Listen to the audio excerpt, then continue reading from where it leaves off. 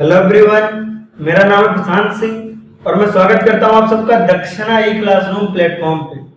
तो गाइस, आज हम स्टार्ट करने वाले हैं अपना बिल्कुल brand new chapter structure of atom. इसका लेक्चर नंबर 1। अगर आप चैप्टर की बात करो तो structure of atom class 9th का, अगर केमिस्ट्री की बात करें तो atoms and molecule in structure of atom, ये दोनों चैप्टर सबसे ज्यादा इंपॉर्टेंट है। उसमें भी स्ट्रक्चर ऑफ एटम सबसे ज्यादा इंपॉर्टेंट है क्योंकि स्ट्रक्चर ऑफ एटम है ना। और अब एटम्स एंड मॉलिक्यूल का एक टॉपिक है मोल कॉन्सेप्ट। इनके यूजेज जो है सीनियर क्लासेस में बहुत ज्यादा है, ठीक है। इस चैप्टर में नाम से ही लग रहा है कि स्ट्रक्चर ऑफ एटम, हम एटम के स्ट्रक्चर के बारे में पढ़ने वाले हैं, यानी कि एटम कैसा होता है, कैसा दिखता है, उसमें कौन कौन से पार्टिकल होते हैं, वो किस तरीके से अरेंज होती है, ये सारी बातें। और ये सारी बातें सीनियर क्लासेस में जाके बहुत ज्यादा काम आएंगी, बहुत ज्यादा इंपॉर्टेंट होने वाला है, राइट। तो ये आपका क्लास 9 का केमिस्ट्री का, अगर आप चारों चैप्टर में बोले सबसे ज्यादा इंपॉर्टेंट कोई चैप्टर है तो वो स्ट्रक्चर ऑफ एटम्स एंड फिर एटम्स एंड मॉलिक्यूल, राइट। तो आज हम स्ट्रक्चर ऑफ एटम डिस्कस करने वाले हैं गाइस, इसका लेक्चर नंबर 1, ठीक है। तो चलिए स्टार्ट करते हैं। जब भी हम कोई चीज देखते हैं, राइट, जब भी हम कोई चीज देखते हैं, जैसे हमारे पेन हो गया, पेंसिल हो गया, मार्कर हो गया, तो हमने बात की थी कि एक बेसिक जो है पार्टिकल से बना होता है जिसे हम कहते हैं एटम। क्या कहते हैं? एटम। तो जाहिर सी बात है इसका कुछ ना कुछ स्ट्रक्चर भी होता हो, है ना। एटम का कुछ ना कुछ स्ट्रक्चर भी होता हो। अब सोचो, मान लो कि आप ऐसे हो, है ना, आप ऐसे रैंडम सोच रहे हो, फिर से आप कोई वॉल सोच रहे हो। मैंने आपको बोला था कि वॉल का जो बेसिक कंस्टिट्यूएंट है, जैसे वॉल आपके किससे बने होते हैं? ब्रिक से बने होते हैं, ईंटों से बना होता है। वैसे ही ये भी आपका कोई भी मैटर जो होता है वो एटम से बना होता है, राइट। किससे बना होता है? एटम से बना होता है, ठीक है। तो ये एटम कैसा होगा? जब किसी ने नहीं देखा, जैसे दीवार होती है, तो दीवार के आप अंदर देखते हो तो छोटे छोटे ईंट होते हैं। वैसे ही मैटर में क्या होते हैं? छोटे छोटे क्या होते हैं? एटम्स होते हैं। तो अभी तो हो सकता है आप में से मैक्सिमम लोग को पता हो कि एटम्स दिखते कैसे, कि कैसे एटम होते हैं, किस तरीके से अरेंज होते हैं। लेकिन कई साल पहले जाओ, है ना, आदि मानव काल, उससे ऊपर आओ थोड़ा, जब लोगों को थोड़ा जानकारी होने लग गई होगी, है ना, लोगों ने पता किया होगा, महर्षि कणाद ने अणु और परमाणु के बारे में बताया। तो इसी तरीके से, है ना, जब लोगों ने ऐसी कोशिश की होगी कि मैटर को तोड़ के देखते जाते हैं, तो महर्षि कणाद ने यहीं पे एटम का कॉन्सेप्ट दिया था, परमाणु का, कि आप मैटर को ब्रेक करते जाओगे। कणाद जी ने, महर्षि कणाद जी ने क्या किया था? ब्रेक करते हुए जाओगे तो आपको परमाणु मिलेगा। क्या मिलेगा? परमाणु, जिसे हम एटम भी कहते हैं। ये सब हमने लास्ट क्लास में डिस्कस की थी, ठीक है, जिसे आप एटम भी कहते हैं। तो बात ये आती है कि भाई ये एटम दिखता कैसा है। अगर सच बताओ, ईमानदारी से बताओ, ठीक है, तो आप लोगों में मैक्सिमम लोगों को अगर बोला जाए, अगर ना पता होता कि एटम कैसा होता है, मैक्सिमम लोग या तो कोई बोलते क्यूबिक शेप का होता है ना, और ये नहीं बता पाते फिर कि एटम के अंदर कैसा कंस्टिट्यूएंट होता है, क्या होता है, किस तरीके से अरेंज होता है। और कुछ लोग कहते हैं स्फेरिकल होता है, जैसे मान लो कि सैंड वगैरह के पार्टिकल होते हैं, छोटे छोटे पार्टिकल, है ना। अलग अलग तरीके के व्यूज आते हैं। तो मतलब जाहिर सी बात है कि बहुत, है ना, साधारण सी बात है, जिसको डिटेल में नहीं पता तो बोलेगा कि भाई, जैसे मान लो कि आप इसको तोड़ते गए, मान लो इस बोर्ड के टुकड़े को तोड़ते गए, तो आपको बिल्कुल बेसिक क्वांटिटी मिल जाएगी जिसे हम एटम कह रहे हैं। तो इस एटम का स्ट्रक्चर कैसा है, इस एटम का स्ट्रक्चर कैसा होता है, इस बारे में जो आपको थ्योरी देने को बोली जाए, है ना। अभी तो आपको बहुत आसान लगती है, जिन बच्चों को मान लो पता है कि एटम कैसा है, कोई चीज जब पता चल जाती है ना, जैसे बल्ब जल रहा है, लेकिन बल्ब की डिस्कवरी के लिए एडिसन साहब ने कितने 100 मतलब कितने हजार एक्सपेरिमेंट किए हैं, है ना। आपने पता भी होगा शायद 1100 या 11000, I am not sure about the number, ठीक है। जितने भी किए, कितने सारे एक्सपेरिमेंट किए, तब जाके बल्ब जल गया। आज जब बल्ब की स्टडी लोग करते हैं या पढ़ते हैं कि बल्ब कैसे जलता है, तो उन्हें आसान लगता है। क्यों? क्योंकि वो डिस्कवर होकर आपके सामने आ चुका है, बस इतना देखना कि वायर है, कौन सा आपका वायर लगता है, क्या है ना। ऐसे छोटी से छोटी चीज, जैसे मोबाइल फोन, है ना, मोबाइल फोन की डिस्कवरी हो गई। आज जो मोबाइल बनाते होंगे लोग, उन्हें कितना आसान लगता होगा कि ये डिस्प्ले है, ये क्लिक है, ठीक है। तो वो चीजें क्या है, एक बार डिस्कवरी हो जाने के बाद बहुत आसान लगती है, लेकिन जब डिस्कवरी नहीं हुई रहती तो लोग सोचे भी नहीं होते कि एरोप्लेन उड़ेगा, हम हवा में जाएंगे, ठीक है, या एटम का स्ट्रक्चर जान पाएंगे, ठीक है। तो एटम का स्ट्रक्चर जानने के लिए साइंटिस्ट ने बहुत सारे ट्राई किए, है ना, अलग अलग साइंटिस्ट ने अलग अलग क्या किए, एक्सपेरिमेंट किए, ठीक है, और बहुत सारी थ्योरीज दी। और मैंने आपको बताया कि थ्योरीज वही एक्सेप्ट होती हैं जो थोड़ा महान साइंटिस्ट बनाता है, जिसका पेपर स्वीकृत होता है। ऐसे तो बहुत सारे लोग बोलेंगे, आप सड़क पे खड़े होकर चिल्लाओगे कि एटम गोल होता है, कोई मानेगा थोड़ी ना, है ना। उसके लिए क्या होता है, फिर जो बढ़िया साइंटिस्ट होते हैं, जो थोड़ा रेस्पेक्टेड होते हैं, जो उस फील्ड में होते हैं, रिसर्च कर रहे होते हैं, वो उसके लिए कुछ ना कुछ प्रमाण देते हैं ना, कुछ, है ना, एक्सपेरिमेंट का अपने रिजल्ट देते हैं, और फाइनली फिर उसको एक्सेप्ट किया जाता है कि हाँ ऐसा होता होगा। तो मान लो कि आपने एटम, मान लीजिए कि आप थोड़ा साइंटिस्ट टाइप थे, ठीक, आपने एटम का बताया कि एटम का स्ट्रक्चर ऐसा होता है, आपने थ्योरी दी, आपने उसके लिए प्रूफ दिया, एक्सेप्ट हो गया कि भाई एटम का स्ट्रक्चर ऐसा होता होगा। फिर क्या हुआ, है ना, फिर क्या हुआ, दूसरा साइंटिस्ट आया, किसी ने उसके अंदर कमी निकाली कि ये प्रॉब्लम है, उस कमी का आंसर मिल पाया तो ठीक है। लेकिन अगर वो कमी जेन्युइन निकली, जो कमी निकाला गया वो कमी जेन्युइन निकली, आपने जो थ्योरी दी उसमें जो कमियां निकाली गई, जो उसके है ना आई मीन जो भी ड्रॉबैक्स निकाले गए, अगर वो जेन्युइन हुआ, वो सही हुआ, वो ड्रॉबैक्स जेन्युइन हुआ, तो उस थ्योरी को रिजेक्ट कर दिया जाएगा। फिर एक नई थ्योरी तलाशी जाएगी, नई थ्योरी आएगी, है ना। उसमें अगर कोई कमी है तो उसको लोग पहचानेंगे, जानेंगे। अगर वो कमी उसके थ्योरी पे अलग के हिसाब से ठीक हो सकती है तो यानी वो आपका क्या है, थ्योरी ठीक है। अदरवाइज क्या है, वो भी थ्योरी रिजेक्ट हो जाएगी, फिर अगली थ्योरी आएगी। इस तरीके से थ्योरी चलती है। जाहिर सी बात है, इट इज लाइक कि भाई सिंपल सी बात है, आप शादी में गए, शादी में आपने पूछा गया कि भाई वहां आपने क्या क्या देखा, आपने अगर सब कुछ ठीक बता दिया तो ठीक, अदरवाइज कोई ऐसा जो पूरा सब कुछ सही बता पाए कि वहां पे क्या हो रहा था, कैसे हो रहा था, कहीं कुछ हुआ किसी सीन पे। तो एटम के बारे में क्या हुआ, पहले किसी ने थ्योरी दी, उसमें कुछ गलतियां निकली, फिर दूसरे ने थ्योरी दी, उसमें कुछ गलतियां निकली, फिर तीसरे ने थ्योरी दी, फिर तीसरे ने गलतियां दी। फाइनली वैसे एटम के बारे में मैं आपको खास बताता हूँ, अभी तो मैं आपको इतना पढ़ाऊंगा कि कहां तक आके आपको पढ़ना है, लेकिन आगे चल के आप देखेंगे ना किसी की थ्योरी भी पूरी तरीके से सही नहीं है। मतलब ये आप 11th में जानेंगे, अभी मैं आपको फिर भी थोड़ा बहुत बता देता हूँ कि एटम के बारे में किसी ने थ्योरी दी, वो गलत हुआ, फिर दूसरे ने थ्योरी दी, वो गलत हुआ, फिर तीसरे ने थ्योरी दी, वो थोड़ी ठीक निकली मान लो, लेकिन पूरी ठीक वो भी नहीं निकली, है ना। फिर किसी दूसरे की थ्योरी से कुछ पार्ट लेकर के, मतलब जो एटम है ना उसकी एग्जैक्ट जो है ना, एग्जैक्ट थ्योरी किसी की भी ठीक नहीं है एटम के बारे में, ठीक है। एटम के बारे में एग्जैक्ट थ्योरी किसी की भी ठीक नहीं है ना। तो कोई एक पर्टिकुलर थ्योरी है ना एटम के बारे में ठीक हो ही नहीं पाई कि उसका स्ट्रक्चर एक्चुअली होता कैसे। बहुत सारी थ्योरी है जो आसपास पहुंची है, ठीक है, जिस है ना बोस मॉडल तक आपने पढ़ाएंगे। मतलब बहुत सारे साइंटिस्ट के नाम मैं आपको बता रहा हूँ। पहला मॉडल दिया था थॉमसन ने, दूसरा फिर रदरफोर्ड ने, फिर तीसरा बोर्स मॉडल ऑफ एटम। तो जो नील्स बोर ने मॉडल दिया था, बोर्स मॉडल जो था वो मोरलेस ठीक था। मतलब आपके कोर्स में अगर माना जाए तो आपके कोर्स का सबसे बढ़िया मॉडल है और सबसे सटीक मॉडल है। तो अगर आपके लेवल पे आपके कोर्स में कोई पूछेगा तो आपको वही मॉडल ठीक बताना पड़ेगा। बट आप सीनियर क्लासेस में पढ़ोगे तो आपको मिलेगा कि वो मॉडल क्या है, ठीक नहीं है, वो मॉडल भी पूरी तरीके से क्या है, ठीक नहीं है, उसमें भी कुछ ना कुछ सुधार की जरूरत है, ठीक है। तो 2-3 मॉडल मिल करके सक्सेसफुल है, एक अकेला मॉडल जो है आपका एटम के स्ट्रक्चर पे सक्सेसफुल नहीं है। आपकी जानकारी के लिए बता रहा हूँ, अभी आपके लेवल पे जितनी थ्योरीज है मैं आपको बताऊंगा, राइट। चलिए, तो एटम को देखने की, एटम को समझने की और एटम का स्ट्रक्चर जानने की सबसे पहली कोशिश की the great sir J J Thomson, है ना, आपने नाम सुना होगा, है ना, सर जे जे थॉमसन। तो मॉडल्स ऑफ एटम हम सबसे पहले क्या पढ़ेंगे, मॉडल्स ऑफ एटम, है ना, किसने किसने कौन सा मॉडल दिया, ठीक है।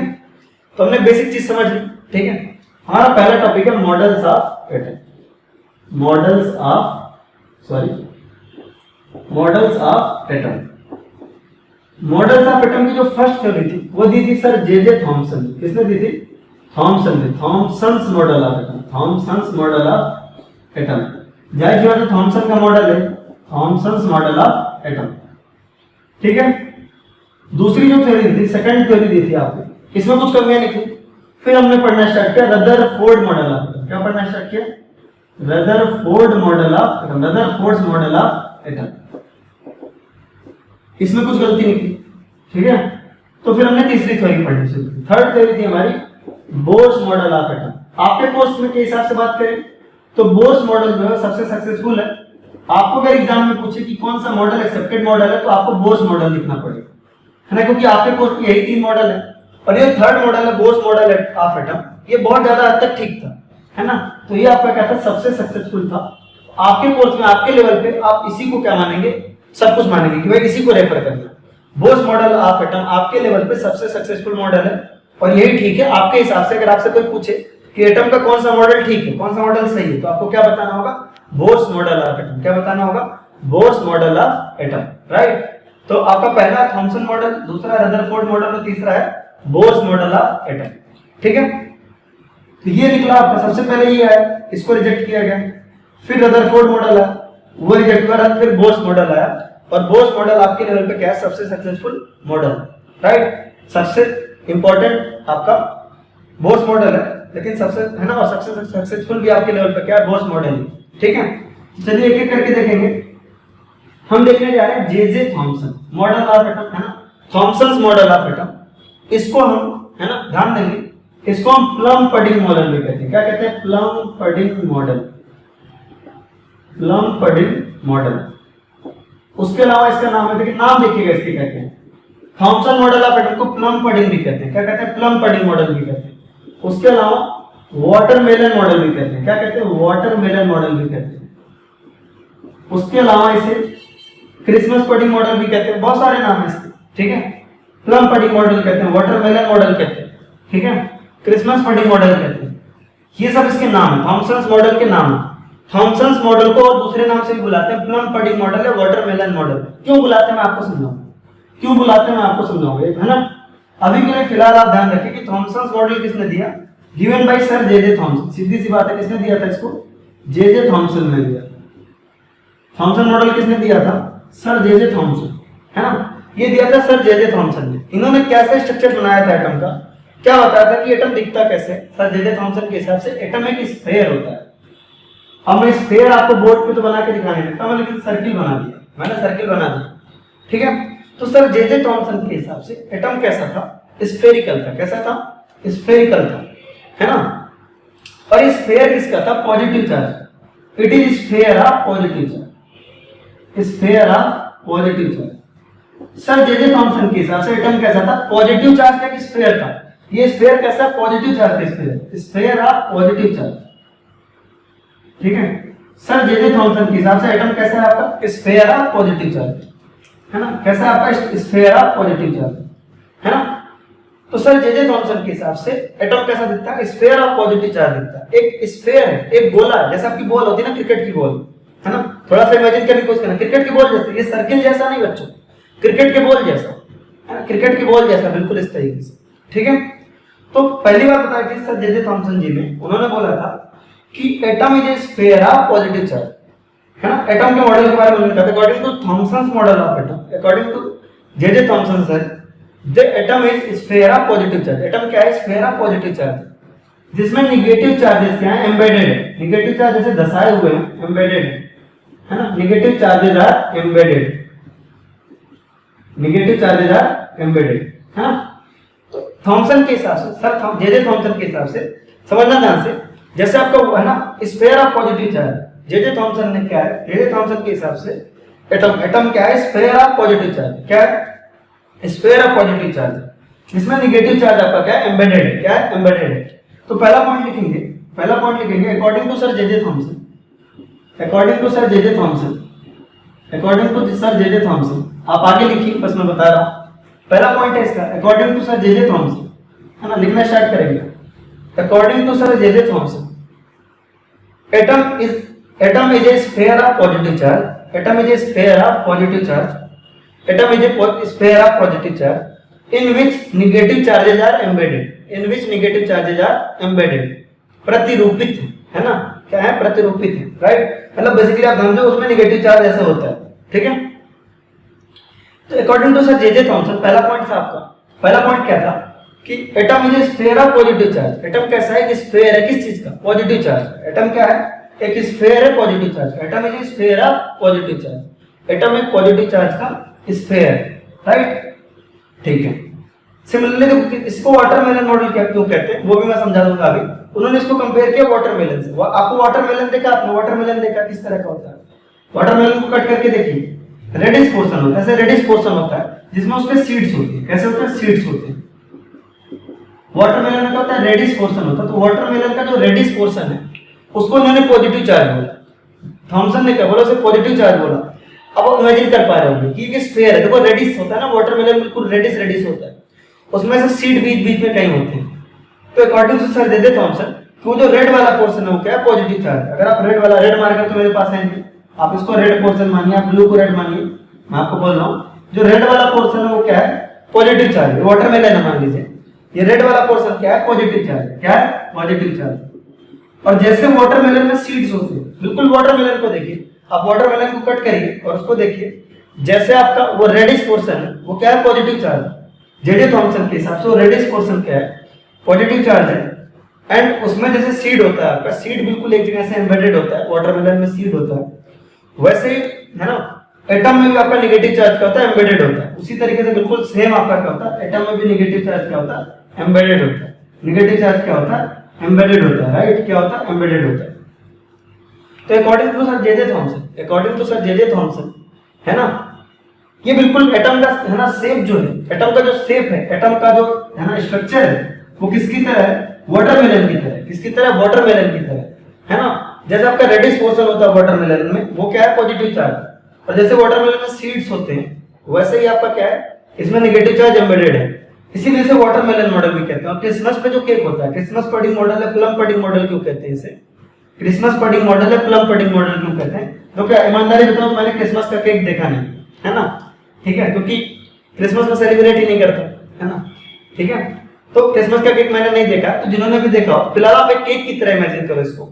प्लम पडिंग मॉडल है, क्रिसमस पडिंग मॉडल कहते हैं, क्योंकि जैसे केक होता है ना, उस पर ड्राई फ्रूट्स वगैरह होते हैं, केक वगैरह में से ड्राई फ्रूट्स वगैरह होते हैं। सेम वैसे वो केक किसका, पॉजिटिव चार्ज का है। जैसे ड्राई फ्रूट्स बीच बीच में होते हैं, वैसे नेगेटिव चार्ज बीच बीच में, ठीक है, ठीक है। जैसे उसमें केक में आपका क्या होता है, ड्राई फ्रूट्स हो गए, आप अलग अलग फ्रूट्स या चेरी वेरी जो भी हैं वो लगे होते होंगे, ठीक है ना, वो लगे होते होंगे जिस तरीके से।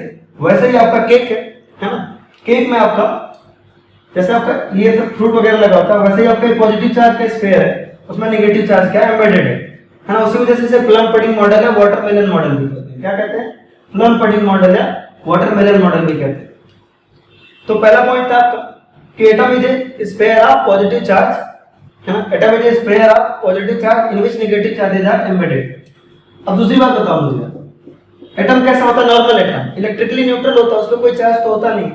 एटम कैसा होता है, न्यूट्रल होता है। कैसा होता है, न्यूट्रल होता है। अब अगर न्यूट्रल होना रहेगा तो पॉजिटिव चार्ज जो है वो नेगेटिव चार्ज के इक्वल होगा, तभी तो न्यूट्रल हो पाएगा। अगर पॉजिटिव चार्ज नेगेटिव चार्ज के इक्वल होंगे तभी तो एक दूसरे को कैंसिल आउट कर पाएंगे। पॉजिटिव चार्जेस अगर नेगेटिव चार्जेस के इक्वल होंगे तभी तो एक दूसरे को कैंसिल आउट कर पाएंगे। इट मींस फॉर न्यूट्रलिटी, अगर आप चाहते हैं कि एटम न्यूट्रल हो तो पॉजिटिव चार्जेस और क्या होंगे, नेगेटिव चार्जेस क्या होंगे, इक्वल इन मैग्नीट्यूड होंगे। तो इन्होंने क्या बोला, थॉमसन सर ने जो दूसरा पॉइंट बोला, उन्होंने बोला to maintain electrical neutrality of atom, है ना, एटम को न्यूट्रल बनाए रखने के लिए, टू मेंटेन, है ना, to maintain electrical neutrality, to maintain electrical neutrality, to maintain electrical neutrality of atom, to maintain electrical neutrality of atom, है ना, positive charges and negative charges are equal in magnitude. To maintain electrical neutrality, electrical neutrality maintain करने के लिए atom में positive charges और negative charges क्या होते हैं, इक्वल इन मैग्नीट्यूड होते हैं। मैग्नीट्यूड में क्या होते हैं, एक दूसरे के क्या होते हैं, इक्वल होते हैं। क्या होते हैं, इक्वल होते हैं। मैग्नीट्यूड में क्या होते हैं, इक्वल होते हैं, ठीक है। तो पहला पॉइंट बोला इन्होंने, atom is a sphere of positive charge in which negative charges are embedded. दूसरा पॉइंट बोला to maintain electrical neutrality, positive charges are equal to negative charges. जो पॉजिटिव चार्जेस है वो नेगेटिव चार्जेस के क्या है, इक्वल, राइट, वो negative charges के क्या है, इक्वल, ठीक है।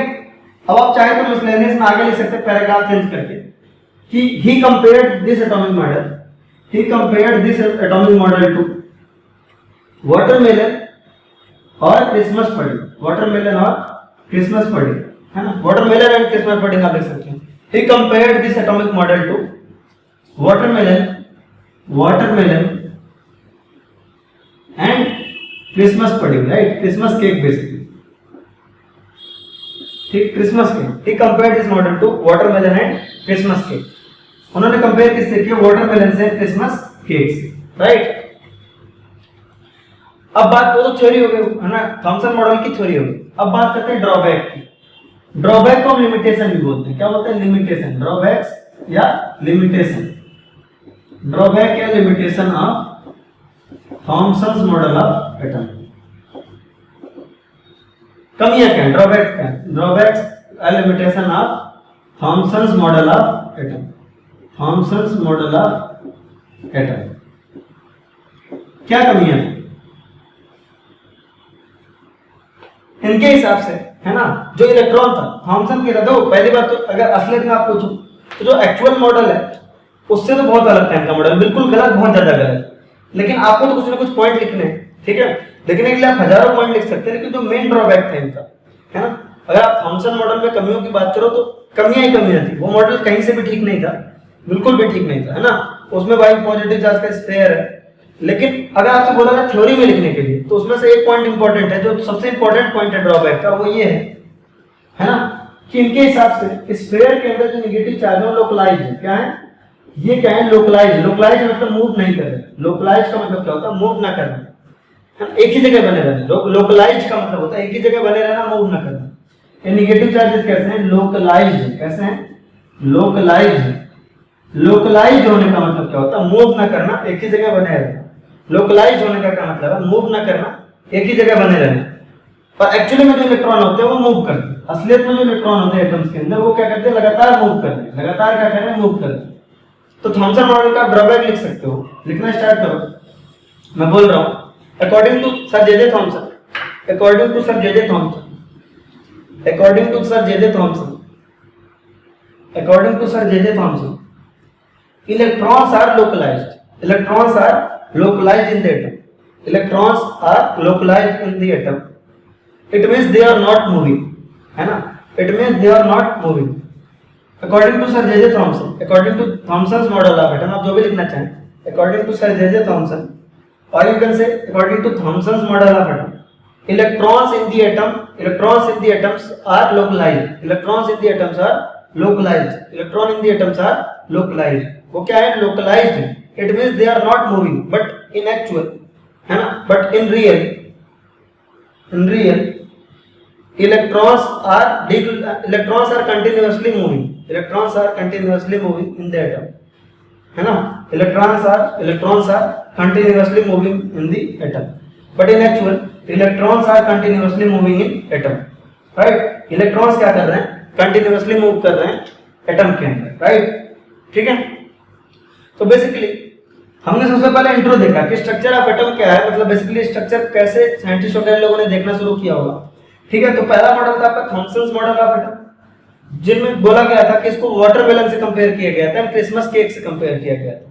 बोला गया दिस इज लाइक, है ना, वाटरमेलन व्हिच इज है ना sphere of positive charge in which negative charges are embedded, and second point was कि negative charges and positive charges are equal in magnitude to maintain electrical neutrality. Drawback is very simple. According to Thomson, electron is localized. Electron क्या localized है, एक ही जगह रह रहा है, लेकिन actually क्या होता है, इलेक्ट्रॉन कंटिन्यूअसली मूव कर रहा है। इलेक्ट्रॉन क्या कर रहा है, कंटिन्यूअसली मूव कर रहा है, राइट? सेकंड इज आपका थॉमसन मॉडल होगा। सेकंड आपका रदरफोर्ड मॉडल। क्या है, रदरफोर्ड मॉडल, हाँ।